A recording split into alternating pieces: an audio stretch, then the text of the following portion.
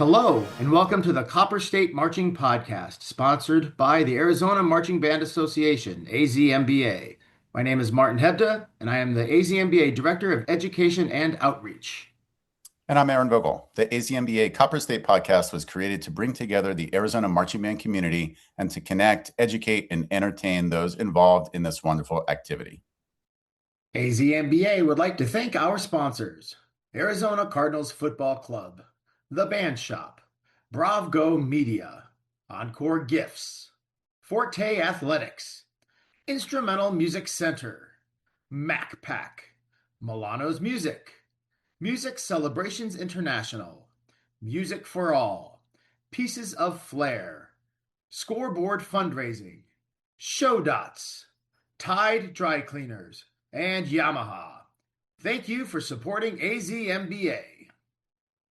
In this episode, we'll be talking to our 2025 Class 5A, A, and AA champions. And we want to welcome back to the Copper State podcast, the 2025 Class 5A champion, Jeff Malone, the band director at Mountain Ridge High School. Jeff, how's it going?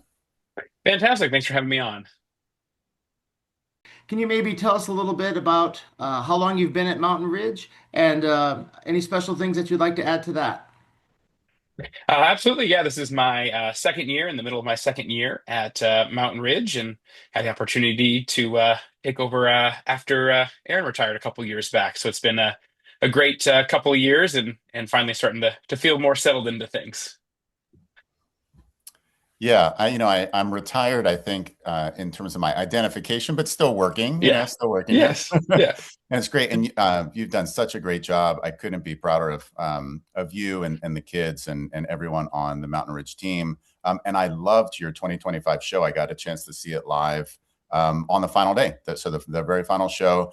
Talk to us a bit about your 2025 show. What was it about? Where'd you get your inspiration from? What source music did you use? That kind of thing. So yeah, our 2025 show was entitled The Summit. So we kind of explored, had lots of kind of mountain themes and kind of these grand sort of props on the field. Musically, our first movement we used Mishima by Philip Glass, and then the second movement was Liquid by Jacob Bocook. The third movement was a combination of Truman Sleeps from The Truman Show by Philip Glass, and then Matt Maltese's As the World Caves In. Probably my favorite part of the show was that ballad this year, and then the closer was Nitro by Frank Tukeli. And the kind of the idea of the show was really kind of trying to like echo what it means to be a member of this ensemble, like taking on this group effort built on endurance and discipline and artistry. So kind of using the mountains and overcoming those obstacles is comparison to what we all do as members of an ensemble like this. And it was a little extra special. Mountain Ridge was celebrating their 30th, kind of in the middle of their 30th anniversary. So the kind of the mountain theme and the Mountain Ridge was a nice little tie-in to some of the 30-year celebrations we've been putting on as well. Yeah, and you had some massive props that you brought out with that too, didn't you? Yeah, there were some large ones. Yeah, we had some like 10 and 11 foot mountains in the back and big old platforms in the front. I was not sure how they were going to turn out at first, but our parents really came together and built some lot of weekends building, but they turned out incredible. Band parents are amazing, absolutely amazing, and I thought it really looked fantastic. When you go through a season, there's a lot of ups and downs, and sometimes some really uh, specific turning points. Was there a moment in this season that you felt really defined the band's success and your ultimate award-winning season? Yeah, I think uh, they showed just really tremendous growth over the course of the season, which is always something that you're looking for, that improvement from band camp in July all the way through to November. And that was, I think, kind of the great thing about this season is we do really feel like we peaked right at the end, like had a really strong run at the end of the season, and no matter what the results end up being at the end, that's what you're looking for in the program. I think probably the turning point for us was earlier in our season, probably the Bands of America up at NAU, just that first show, getting it under our belt. And uh, there was lots of weather on that day, so we only got one run in, and I think in a way it kind of really made the kids even hungrier for more, and kind of motivated them, feeling like they had some things to prove after that event, I'd say. And it's tough Yeah. when you have your first show being the Bands of America one. That's just hit it strong right away. Yeah, yep. Figuring out how to push up those mountains up the hill the very first time. We made it, it was okay. Very much the summit. You had to summit the mountain up to, the dome. And Uh-huh. yeah, sometimes those, when it doesn't go as well as we want it to, that can be the best learning experience for kids. In addition to that, and all the successes that you had throughout the season and throughout the last couple years, is there any challenge? So what was one of the challenges that you felt like the band really faced this season, and then what did you or the staff or the leadership team do to overcome that? Yeah, I think for us this year, it was really kind of getting on the same page, like with our leadership and then like with the staff as well. So it was a lot of that stuff at the beginning of the year, which we felt like last year, we're kind of building the ship as we were sailing it, in a lot of ways, and figuring those things out. So this year we felt like we were able to kind of address a lot of those things in advance, and kind of have real open communication and planning with the leadership to kind of help overcome some of those things. Probably the biggest challenge this year was the weather. I'm sure that probably was the case for a lot of people. I mean, it was wonderful because it wasn't 100 degrees in the middle of October, but every seemed like almost every competition we were fighting some rain, and those rehearsals trying to run inside and in the middle of a run. So it was just some of those, and we're like, okay, we need to sit down with leadership and really figure out how we're going to maximize our rehearsal time, how we need to split out to make the most of every minute, and trying to play catch up a little bit from some of those things that we may have missed out on. Yeah, how did you do that? So when the rains came, did you keep your rehearsal block and then just rehearse in indoor spaces? Did you send the kids home? A combination of all the above? Yeah, a combination of all of the above. Like there was one night it rained. It was 8:40 by the time we got in. It was time to wrap up and go. But there was a couple where we were actually able to secure some gym space. One evening out because it was the day before BOA, couldn't be out on the field. But we got in the gym and we're like, well, if we can try and stay together in this boomy gym, that'll at least prepare us somewhat for dealing with the acoustics in the dome up there. But at least we could do some basics. We could clean some choreo inside. And then it was, when we're back outside, then, okay, we're really hitting the drill. We're really doing this. So it's never about like losing the rehearsal time, just kind of shifting the priorities at different points in the season. And it all ended up working out, and time is still time. Yeah. I always feel like as a band director, I'm part meteorologist. That during the fall season, I'm always looking at my app to see uh, what to expect for the day. I have staff members, calling me, okay, what's it like down in Casa Grande? Do you have weather down there? And then always having the alternate plans. So Yeah, really felt like a meteorologist this year. I was glad to not open a weather app for about a month after the end of the season. Yeah. absolutely. This is an important poll right here, actually, for the folks listening, which is what is the preferred weather app of the directors on your call? So, Martin, for Jeff, what's your preferred weather app? I use a couple. I use the Lightning app, like that's our go-to Lightning one to check that, and then I use my radar. And honestly, I'll go through the season and whichever forecasting entity tells me the information that I want to hear is the one that I like to listen to in that day. I was going to say the exact same thing. They're like, "Hey, it's supposed to rain." I'm like, "This app says it's not."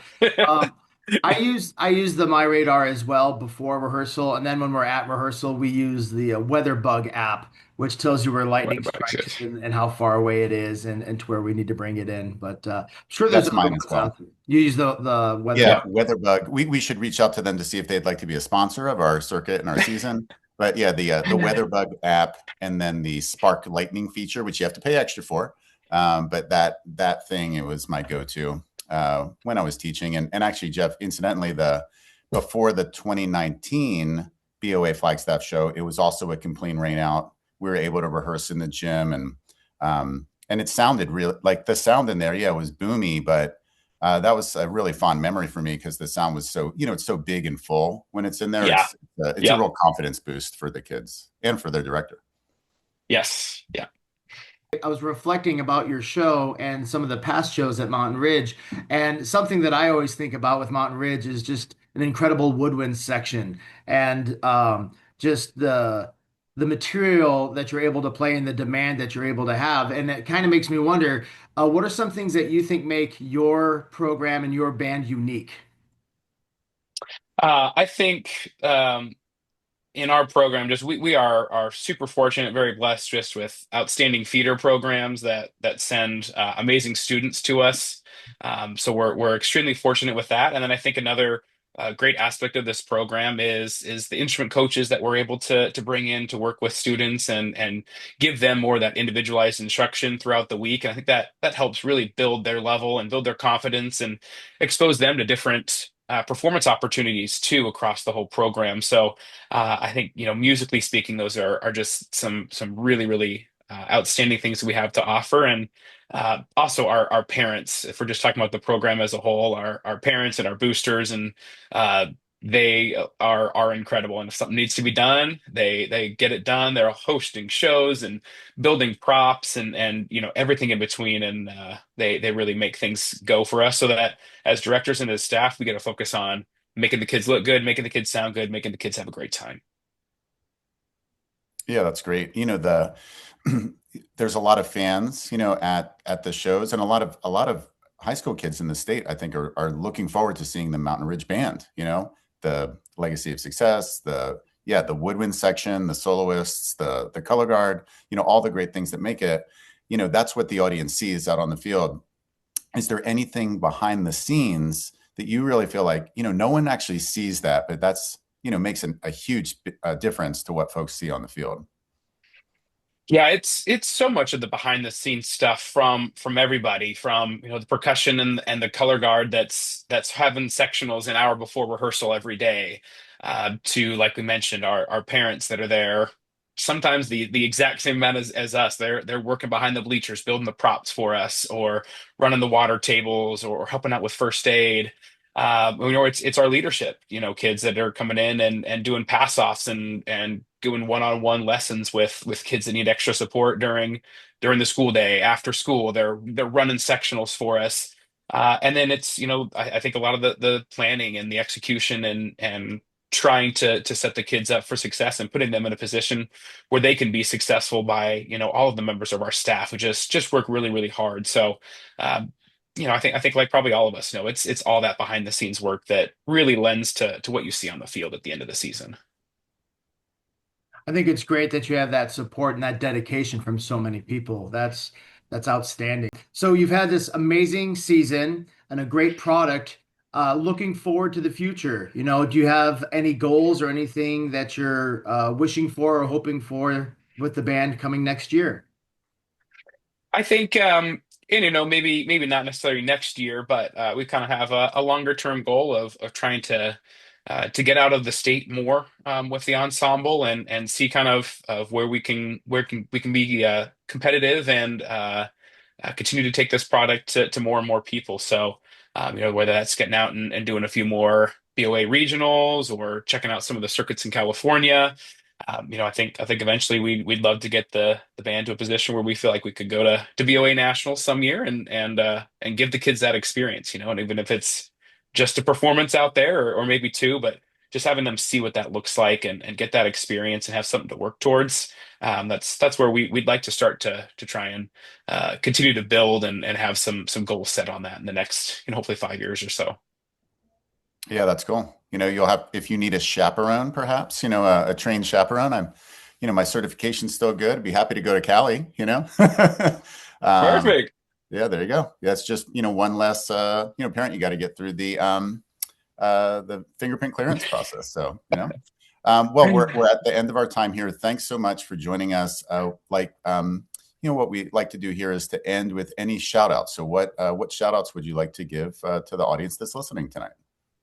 I would, of course, just love to, first of all, shout out my wife who supports me and puts up with my long hours of marching band, and sometimes, not seeing me as much as, of course, we would all like, but she is absolutely fantastic and lets me do what I love year in and year out. and beyond that, just the rest of my family for their support and our incredible band staff.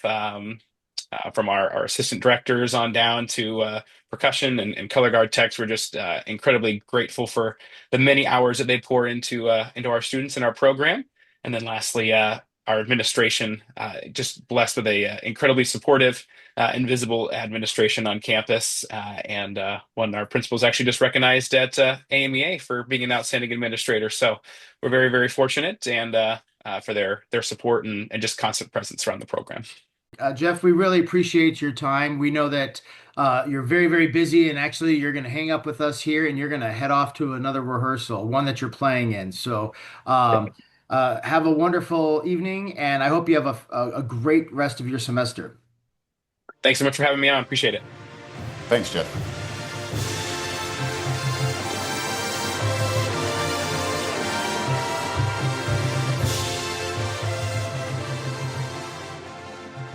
In this episode, we're talking to our 2025 Class 1A champion, and I want you to all please help me welcome Steve Quintana, the band director at Mesquite High School. Steve, welcome to the podcast.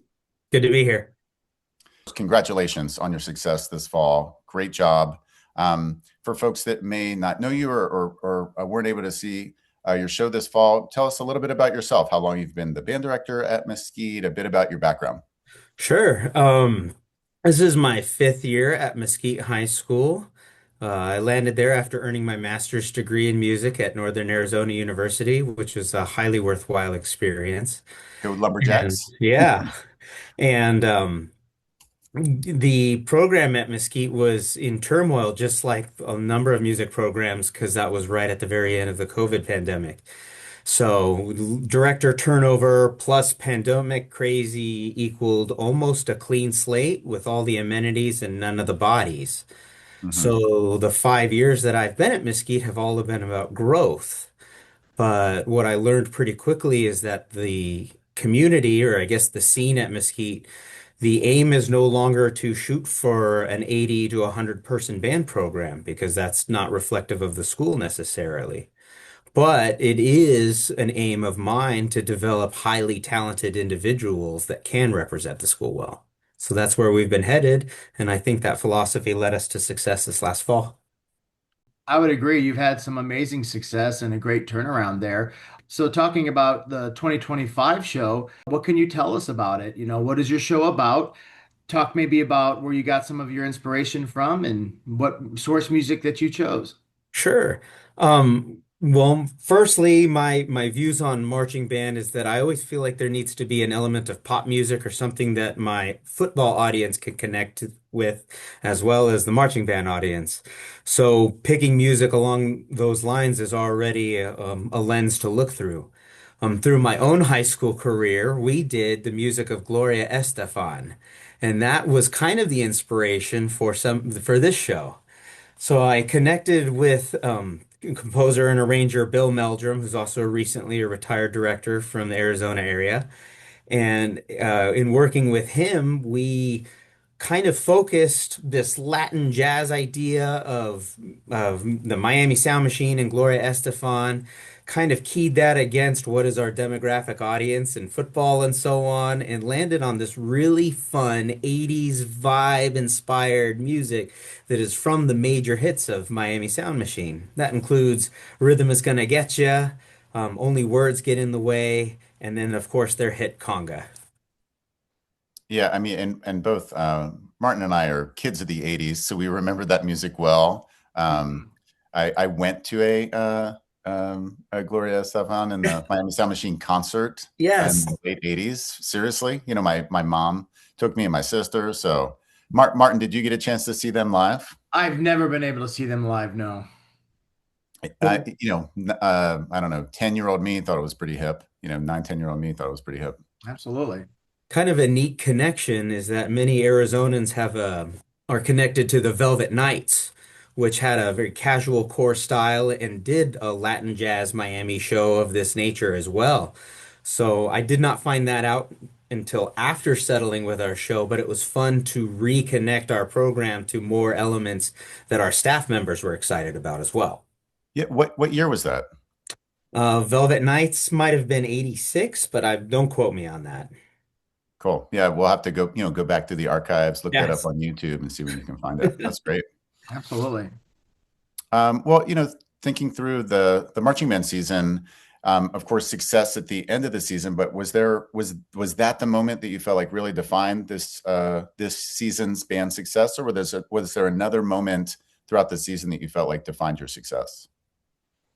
Um, well, success for me in terms of designing a program and students buying into it is individuals, people talking about our show, not in terms of its quality, but like, wow, that was that Miami show. That was that conga show. A couple Mhm. years ago, that was the Metal Machine show. A couple more years before, that was the Shadow show. It's always a goal of mine to have some sort of idea that our audience can stick with. After our very first football game, when I noticed our crowd was engaged with it and our staff members, including the high school administrators who were on the field, they were dancing to our music. I knew that this was going to be a hit show, whether it was first place or last place, because people were going to talk about it and my kids were having fun with it. Well, congratulations with that too, because that was one of your main goals, right? So you hit Mm. it right out of the park with that. So you had those successes. Were there any things that you kind of felt were a big challenge this season for the band? Yeah, I mean, I think it's a typical challenge of bands of this size is the question of instrumentation and how are you going to roll with that? One of the challenges we face is that we did not have a clarinet section worth really putting out there, at least not enough of them to be heard, and it would just be kind of like unheard bodies out on the field. So instead, I decided to push them towards saxophone for this particular season. And we ran the instrumentation closer to a jazz band on the field with flute and piccolo. And that's bulked up our sound. It helped us capture a more stylistic tone for this 80s jazz music and developed a different kind of success. Yeah, really cool way to kind of do that, and if it matches the music, and like in this case, that's stylistically appropriate, and it works for your program. I think that's great. Did Mhm. those for the clarinet players? Then, do you think that some of them will continue to double? As the doubling's a big skill, or are they more, hey, we're going to play clarinet now? Well, within the concert scene, I'm always going to push them to do more clarinet just Yeah. because there's a dearth of them out there. But this doubling skill is going to work in their favor, especially when we're approaching musical season and things like that. It ha gives them more options to participate in the music. Yeah, that's great. I'm a tuba player. My primary instrument is tuba, but I doubled. I played trombone and euphonium, and then I actually doubled on percussion also. So I had that, and I think some of those skills, especially doing percussion, allowed me to, perhaps be more skilled at the band director role because I had those multiple competencies from my high school time. So that's cool. Yeah. Yeah. Just thinking about the Mesquite band, and now you're in your fifth year there. Do you think is there something that you could tell us that makes your band unique or stands out between the other programs? Um, I think it was one of the growing pains we experienced in my first couple of years at Mesquite. And it was me trying to develop this new philosophy that in me and my teaching style, I don't really work well with a highly disciplined structure scenario. I work much better with highly motivated individuals. And so steering my ensemble towards being highly motivated individuals who want to be a part of something, who want to do that next rep, who want to try to achieve better, yielded stronger results for me than trying to live within a highly rigid and structured routine. Also, with our instrumentation and the 16 different ways these students were pulled, we did not have consistent rehearsals. We did not have consistent attendance. We didn't have consistent instrumentation. But I did have students who wanted to do their best. And I leaned on that and developed some monster musicians out of it. Well, that's some great work, using that for your benefit. I'm wondering, some behind the scene things. What are some things that the audience or other directors may not see, but you found makes a really big difference on the field? Oh, well. It's kind of what I was just talking about in terms of student motivation and their buy-in. Our show concept had a lot of student buy-in. My teaching philosophy generated a lot of student motivation, and because of that, students owned more of the show. They actually came up with some of the visuals. One of Mm. my sneaky tricks was to propose a visual that was probably ridiculous and looked like an old man in his 30s trying to do something dumb. And they would immediately take it and say, well, Mr. Q, why don't we do it this way? This seems cooler. Yes, that bit of buy-in from them, that ownership of the visual aspects of the show and their contribution to the development of the overall program is something that is going to read stronger to judges. It read stronger to audiences and parents. And like I said, it severely increased their buy-in to the show. Yeah, and that fits a standard, of them having either choreography or arranging or composing, if you go in that direction, Yeah. or music selection. So that's a great way to incorporate the standards into what you're doing. What was Um, great about that is I further opened that door where students were now participating in like the Academy Drum and Bugle Corps or regionals and all-state ensembles, and they were gathering tips, techniques, and skills from those, and they felt like they had a platform within my band to share that with their section. So that student empowerment also led all the way to the warm-ups as well. okay, so they're like, "Hey, Mr. Q, we did this thing this weekend. We should try." That's great. Yeah. And I'll be Yeah. honest, some of it was a little break tapping. This is a high school band, not a drum corps. It's okay, but we'll get to it. Yeah, I've been known to tap the brakes also, in particular on the choreography. Like I was a great waterer of choreographed events, Mhm. at least in my opinion. Well, that's really cool. So now thinking about this spring and beyond, do you have any goals that you'd like to share for your band moving forward? Um, Man, the one of the great goals of band is the motivational being. Like it's a reason to come to school. It's a reason to buy in and follow all the way through to graduation. It's a reason to become a leader. It's like I really know that band is that function at Mesquite, and I hope it continues to be that core part of the community of Mesquite High School as the years roll on. Whether the program grows in size or continues to grow in talent, it still is going to be this place that kids can call home, and that's what I think is important for the long running stand of this program. That's outstanding. We really appreciate your time, and we know that you're very, very busy. And as we come to a close here, we will always like to give the opportunity for you to do some shout outs to anybody, for our listeners to hear. Oh yeah. I mean, I gotta, of course, compliment the designers of this show, Bill Meldrum, our arranger, Joyce Loffridge, our drill designer, Kalea Gray and Allison Greenhall for our guard staff, Jeremy Reynoso and Antonio De La Cruz and Belen Adams for percussion. They've all been awesome in helping realize my vision, the students' vision, this idea of Miami in the 80s, and it's just super fun. And I know that they will continue to do excellent work no matter where they're at as staff members. And I'm really privileged that they were here with us at Mesquite. Well, that's a really great team that you have working with you there. And just to kind of talk about how busy you are, you were telling us how you're both doing the middle school and the high school gig, and you have several different things all happening at once tonight. Do you want to maybe just mention all the things going on at your campus right now?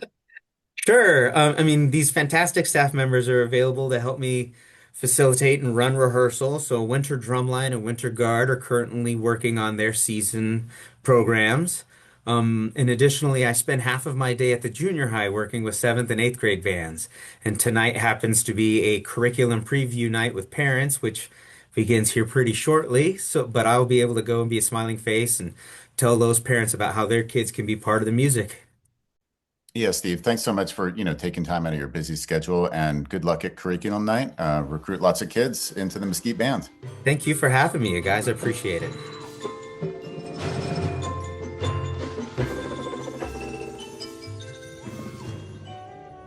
In this episode, we're talking to Kyle Hollaback, the band director at Horizon High School and one of our class champions for AzMBA, our class 2A class champion. So Kyle, welcome to the podcast.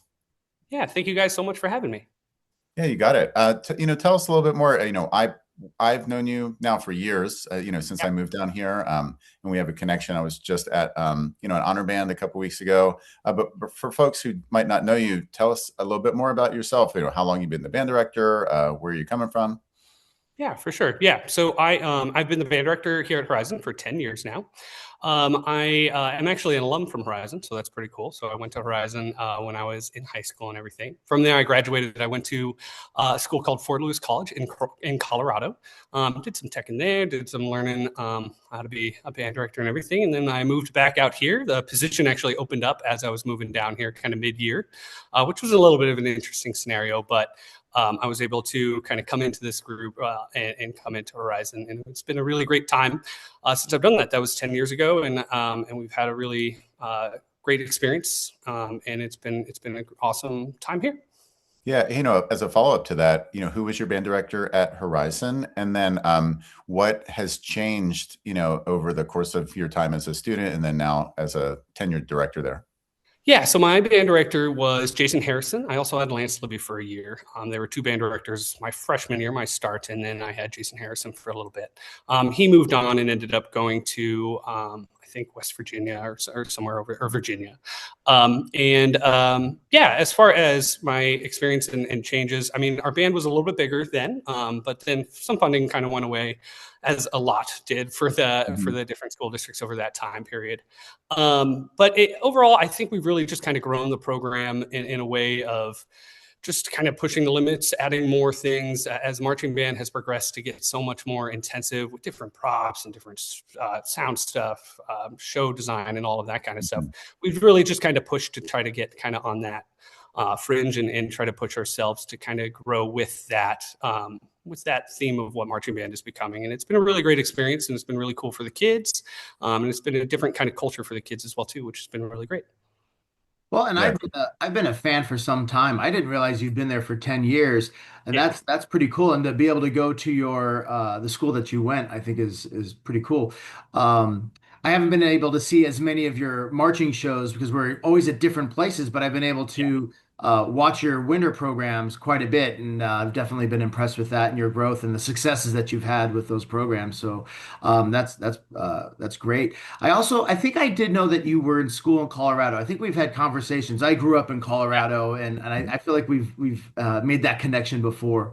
Moving on to this last year, can you talk to us a little bit about your 2025 show? You maybe talk about what it's about, where you maybe got your inspiration from, and some of the source music that you chose. Yeah, so our show was called Turn to Stone. So it was basically based on Medusa and Medusa's kind of transformation from being kind of this angelic character to becoming kind of this dark, snake-like character through it. As we were kind of picking shows, I had seen this concept a couple times just on the indoor floor, on indoor percussion, and then a couple other marching bands doing kind of something with Medusa. And I just thought that really kind of offered something that was really kind of cool that we could play with and we could kind of story tell with. And so through the show, we started with the Flower Duet. It was actually based on Phantom Regiment. I think it was 2006, 2007. Phantom Regiment did a Flower Duet with their trumpets. We based it on that, where it was this really kind of nice opening. And then pretty quickly on in the show, we have this dramatic moment where we switch over to Robert W. Smith's Inferno, and Medusa is kind of drawn into this dark dimension, I guess is what I would say. Essentially, the guard is kind of representing Medusa, so they're all in these beautiful white gowns and everything. And then through this moment, they all change over into this kind of snake-like creature, which is pretty cool. And then through the show, we play through Inferno a good amount for that first movement, and then into our second movement, we played Heart of Stone by Six. Which is like a musical, which was really beautiful and really nice, and got to feature a really great trumpet player. And then from there, we moved into our movement 3, which was all custom music by our music ranger, Tori Reiser. And it was really meant to be just kind of pretty dark and climactic in this transformation of Medusa. There's a pretty cool storytelling that we do with it. Medusa is basically running around and freezing the band as she looks at them. And the band starts fighting back, and it's a really cool moment. And as the band fights back, we see a band member kind of peel away, kind of grab the Medusa character, and then there's a big flyover, and then essentially we see the band member holding a fake head of Medusa, and it's this big moment where the whole group has killed Medusa, and it was a really cool moment to do. It was our first time with a flyover, and the kids really had a lot of fun with it. Sure. Any interesting stories about the flyover?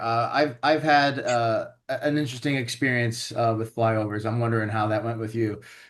Yeah, so actually, I had no clue how much a flyover costs. Yeah. So I ended up going to every SAS in the valley to find fabric so that we can make our own flyover. So I found a ton of black fabric. And just was purchasing it, and I was able to find all matching black, which was really cool. I basically drove around with my son in the car for basically a full Saturday, Sunday, just kind of looking at different stores and finding fabric. And then we stitched it together ourselves. Some parents stitched together. They were really wonderful. Our guard tech helped with that as well. And then the very first time we used it, it ripped right in half. Oh. So that was pretty tough. And so then we learned kind of what we needed to do with it, and it was definitely a learning experience. We basically took almost at least half of a Saturday practice just learning how to use it and what to do with it, because I figured, oh, so many other bands have done it, it must be easy. And that was like me realizing, like, as another moment that there are just so many things in the band director world that like you learn and you're like, oh, nothing's ever easy, but that's okay. It's still made for a really cool moment and a really good time for the group. Well, and nothing is ever easy. We found how expensive they were too, and I had a band parent, SAS Fabrics as well, and she sewed it all. She went to her church and she had all the space open and did all kinds of sewing, and it was a fantastic job. One thing that we found was kind of cool. You can get a pretty cool video if you were on the field watching that flyover go by. Yeah. That makes a pretty cool video. We never had any rips. However, we did have an issue with a concert bass drum getting caught and Oh no. pulled out onto the field in our final performance. So I've kind of said I'm probably not going to do a flyover again in the future. Yeah, it was definitely an undertaking. It would have to be a very specific moment for us to need that for sure, because it was definitely one of those things where like just like even finding and building the fabric, all of it was just like, wow, this is going to be pretty intense Right. as it all came together. So definitely a cool moment, and definitely something that if the show really, really needs it, we might go back, but maybe not as much unless it has to be there. Yeah, well, as a follow-up to that, from the three of us, I'm sure we have, these horror stories with props and different things. So, any lessons learned from dealing with props? I'll share one from me, and then maybe we can all go around the table once, which is we were using some tarps in an outdoor show, and I was not familiar with tarps or painting tarps or anything like that. And someone just made a comment of like, hey, make sure you put baby powder on it before you fold it. And I was like, cool, we're good. We're greenlit on the baby powder. And the parents didn't do that, or it didn't get communicated, or something happened. And so then we're trying to pull them apart at the gig. Oh my So that was for the folks out there, you probably all know that, but to put baby powder on a tarp after you paint it so that when you open it, it doesn't stick. So I learned that lesson the hard way. Yeah, at a show is so hard.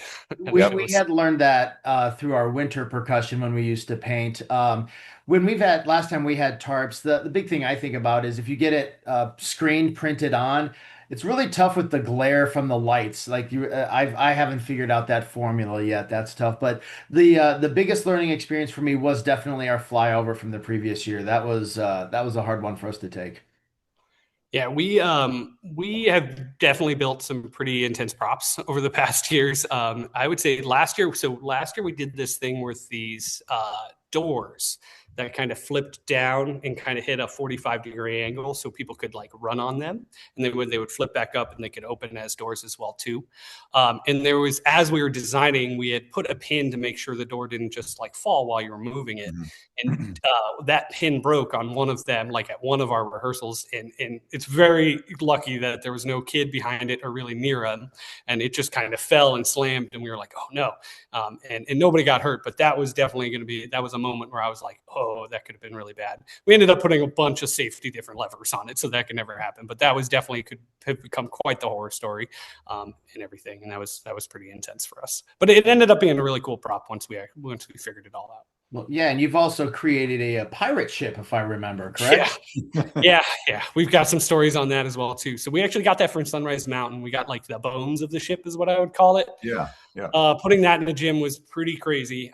Getting it in trucks was crazy. It used the entire indoor group to get it into the truck because the way our district does it is they let us use the district trucks, but they all have lift gates. So like having 40 kids lifting it to get it in the truck and then getting it in and out of competitions. That very first show, actually, it's funny, like with the amount of props we do, I don't always think about them, but that very first show we had with that was at Casa Grande with you.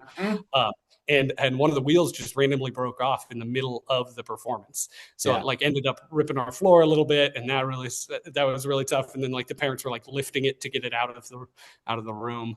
But it's funny. That ship was definitely something. We brought it to Dayton for World Championships, which was very exciting for us to go to, but that ship definitely got its miles in for sure. Wild. Yeah. Well, so plans then for next, for next season. Well, I think, you're in one season now. So talk to us a bit about your winter season. Are you using elaborate props again? Are you doing more minimal? And then any plans for next fall? Yeah, I always want to do something minimal, but it ends up always just becoming something. So our indoor show, we are using. It's a Western show. It's a Western based show. It's the first time we're doing something like that, and we're having a lot of fun stuff with it. We've got like a cup feature where they're hitting a bar top. We're building up a big bar top. We got washboards. We're probably going to have some sort of horn solo at the beginning is the goal, and then a bunch of other instruments. But the bigger props are going to be these backdrops that we're going to have. They're going to be 12 by 12. So getting them into a gym is going to be quite a thing. They fold down. We're welding them and building them right now, actually. Like the parents are currently working on them. That's I was definitely thinking we would use a lot smaller, but it just kept on getting bigger and bigger. And it was like, let's hide the kids. Let's build a whole set. And so that's the goal. And then we've got a ton of barrels that we bought. And so that'll be fun as well too. And looking to next year, honestly, I don't really take. I just get so enthralled into each season. Right, we're also have our winter guard going on right now, which is wonderful. They actually just painted their floor. They got baby powder and everything. That was on their painting list and stuff to buy.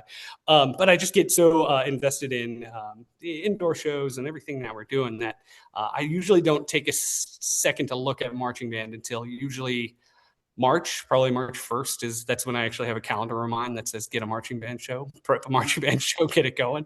And then that actually rings every day on my phone for like a week just to say, take some time and figure it out. So I don't have a plan yet, but I'm sure we're going to create something great.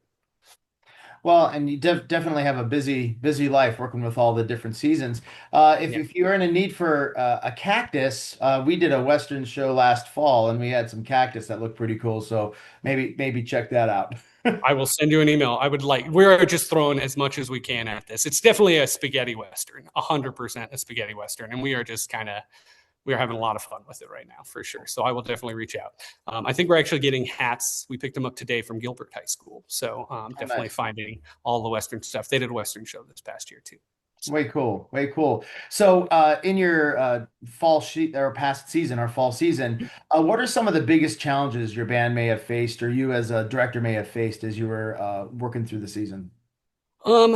So there was obviously the normal challenges of just kind of figuring out where everything's going to go. How do we tell this story and stuff? We do a lot of story-based shows, and there's a lot of challenges on making sure like judges are looking in the right place and stuff. I would say like specifically, there was a pretty big challenge. I would say our first competition was in all of that rain and everything. That was probably our biggest challenge.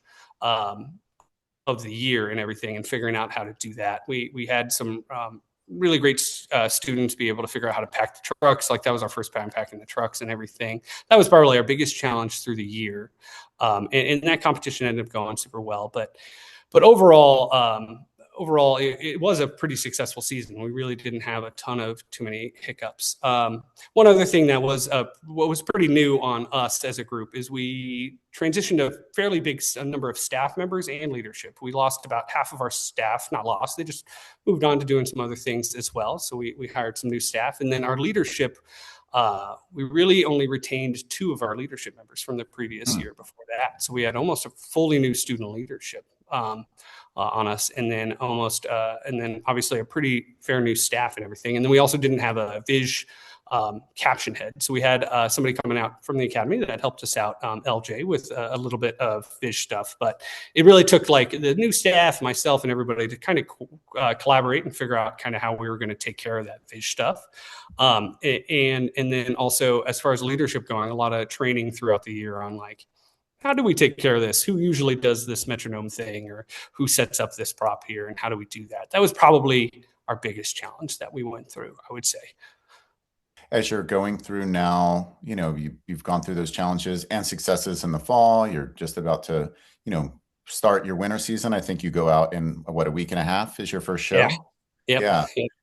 How do you balance all those things? So, where you have the marching band plate and the indoor drumline and the indoor guard plate and the concert band plate, do you have any advice for directors as they're trying to, balance all those different activities where they keep, the kids and everyone focused on objectives? Yeah, I remember talking to Dylan Suhiro, who was a director for quite a while, and he mentioned that basically being a band director is like cooking a million different things on different hot plates all at the same time. You have to make sure nothing burns, but also things are being cooked well and all of that kind of stuff. Ultimately, I try to get done 4 to 5 things in a day that can help whatever I'm working at, like whatever is the main concern. So like I'll know like, okay, we need to have an indoor production schedule 2 months, like somewhere in November. And I have a lot of calendar reminders that say, this is an important thing to get done today. And so I focus on getting 2 to 3 to 5 things done in a day. And it's like, that's what I can figure out. Steve Jobs, I think, has a quote saying something very similar to that. It's like, I don't go through hundreds of emails. I take care of 3 to 4 big things in a day. And I try to kind of look at things very much based in that, where it's like, okay, I've got a calendar reminder that says, we need to be finished with props by X day for this group. So it's like, okay, what can I do to make sure that happens? And how can I help make sure that happens? And if sometimes I'll get like maybe overwhelmed with it, like any director will be like, I have a running list of things I need to do on my laptop that are like 50 things long. And it's like, that's if I ever have free time and stuff. But it's really like, okay, what are the top and most important things I can knock out today that will help me for tomorrow and for the group to be successful in 2 months from now? Because I feel like as directors, that's where we're trying to look, is not stick in the day all the time. It's like, what are the problems going to be in a month and a half, and looking ahead. I really like your analogy of being a cook with a lot of different things on the burners, because I definitely feel that way as well. And I'm a big list and calendar person as well, whether it be production schedule and what you need on at what point. I've got a Word document called To Do. And it can be tough sometimes because you're like sitting down to do a bunch of stuff. And as you're checking emails and this or that, your to-do list is getting longer and you're trying to get it shorter. So props to you for all of that work that you're doing. No, yeah, I'm not perfect at it. I've got the same to-do list. There's 100 items always, and it's just like trying not to let the one thing boil over for sure. Right. You mentioned several times about these props and these big projects that you're doing, and it seems like you make them all in-house, which is really impressive. I think that's fantastic that you're able to have such quality props, and it leads to some of your success as well. Are there some other things that maybe the audience doesn't see that's some of the behind the scenes things with your program that you'd like to mention? Yeah, so I would say kind of the biggest things that the audience doesn't see, there is a ton of planning, right? You guys know that there's just so much planning going on in the background. you mentioned props before. Like I have to think, like the parents are working so hard, and you don't get to see the fact that they come in every weekend for 2 months to build. So for our fall show, we had these 18-foot pillars, Roman pillars, that had like cement on one side, and then there was these regular kind of column-like style. They're called flutes, actually, flutes on the other side. And we built 7 of them, and like it took them multi-months to come in on every Saturday and Sunday. And so like the audience doesn't get to see that. All they get to see is this beautiful pillar. And so I feel like they might not get to see kind of all of that extra stuff that happens. We have this great leadership structure and great culture in the group where the leaders come in to help any member who's struggling throughout the week. They usually do 1 or 2 days a week after school where they're like, okay, this student's struggling to keep their feet in time for this set. This student's struggling to play this feature. Let me do a one-on-one lesson with them. And that being said, then we have a leadership meeting once a week as well too, to talk about maybe who's maybe struggling a little bit, and then we read, and then they're all reading books and all different leadership books. I think this year we did a lot more video stuff, but just like different things. Those are all things that we wouldn't see on the field necessarily, but that's part of kind of the culture of the group, where it's like, this is where we can find success, is where everybody's enjoying it, and everybody's helping each other. And it's one community put together to make a great product or a great show, a great production. I love you saying family, community, culture. Those are so important in a program. Yeah, culture is 100% the number one thing. Like we preach culture every day. In the group, no matter if it's concert band or indoor percussion or any group that we have going on, percussion ensemble, any of that stuff. It is fully based in culture. We talk about the students a lot on what does competition mean to you or something like that. And most of us are really, like the goal of the group is that people are trying to answer not with just getting first place. That is a product of all the hard work and a positive culture that we can grow. So like my first thing when we get to band every day is talking about how everyone's day is and all of that kind of stuff, and connecting and building that culture. Because when somebody loves being somewhere, they want to make it great. And then when we have buy-in from every single member, then the production will be amazing. The show, the piece of music, any of it, it'll all just be great because they're invested in wanting to make it great too, because of that culture. Good for you. Yeah, that's great. Well, thanks so much for joining us here on the podcast. We like to end it with any shout outs that you'd like to give to the audience, staff members, families. So what shout outs do you have? Yeah, I mean, we had an amazing staff this year. I want to thank all of them. They were really great. They helped out a ton. And then obviously student leadership, which I mentioned, obviously they did a ton of the background. Somebody that I feel like doesn't get brought up enough is my wife. My wife, and all band director wives, right? They help out and everything. So a big shout out to her and everything that she's done to help support us and our group and everything. And then obviously all of the parents. The parents have been great as well too. We have a really great parent community here, and they super help. And then lastly, admin. I mean, honestly, our admin are really supportive of us as well too. So it's important. I think they get that shout out as well. Thank you so much for having me. Absolutely. Yeah. And good luck in your show here in a week and a half. And to all the directors and staff and kids who are listening, good luck as you begin your winter seasons, whether it be winter percussion, winter winds, winter color guard. Good luck at regionals, and congrats to all the kids who made it into regionals. Best of luck at the area concert festivals and jazz festivals that are coming up. And then we want to put a special plug out to directors and kids and staff that the U.S. Army Field Band from Washington, D.C. will be traveling here to the Valley, and we'll be performing in Chandler on, I believe it's Saturday, March the 7th or 8th. It's the day of all state auditions, the night of all state auditions. And it's also going to be performing at the Mesa Center for the Arts. And they may be at other locations in Arizona. I know those two since I'm in Phoenix. So definitely check out the U.S. Army Field Band on tour here in Arizona. Yeah, that's going to be a great performance. Kyle, thank you so much again. We appreciate your time, especially as we know you're really busy working with your programs right now. And to all of our listeners, we will have another podcast with some other class champions a little bit later in the month. Thank you, everyone. Thanks, Kyle. Guys. Thank you.